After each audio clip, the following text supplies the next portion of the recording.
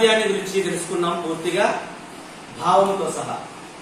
ఈరోజు ధర్మ పరీక్ష అనేటువంటి అదే పాఠంలో తిక్కన గారు రచించేటువంటి ధర్మ పరీక్ష పాఠ్యభాగం సారాంశంలో అనగా మహాప్రస్థానిక పర్వం ఏకాశ్వాసం నుండి గ్రహించేటువంటి ధర్మ పరీక్ష పాఠంలో రెండవ కంఠస్థ పద్యాన్ని గురించి ఈ రోజు మనం నేర్చుకోబోతున్నాం అన్నమాట.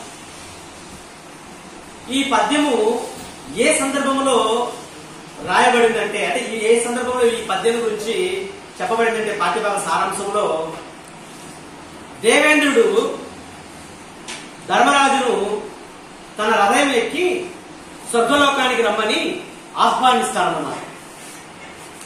అలా ఆహ్వానించినప్పుడు ధర్మరాజు దేవేంద్రునికి చెప్పు సందర్భంలో అనేటువంటి పద్యం అన్నమాట ఈ పద్యం. సరే, ఈ పద్యాన్ని కంఠస్థ పద్యముగా ఏ విధంగా మనం చదవాలో నేర్చుకోవాలనేది ఒకసారి మనం గమనిస్తాం. తోడం ముట్టువులందరూ పడిన ఆ దుఃఖంపు చిత్తంపు సంపీడని పెట్టుడు సకుమార్వతి తప్పెన్ కూలే పాంచాలి వారు తోడై వచ్చిరి వారు లేక ఇక మీతో రాను వారెల్లన్నా తోడగా గోడగా వచ్చినట్లుగా కృపాదురి ఆత్మ కావింపవే.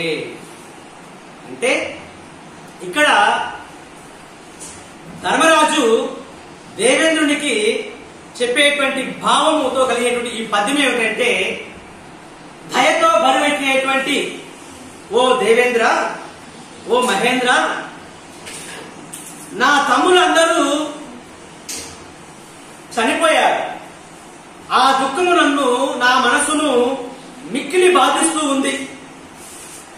అందులోనూ సుకుమారవతి అయినటువంటి ద్రౌపది కూడా దాహముతో నేలకుడబడి మరణించినది.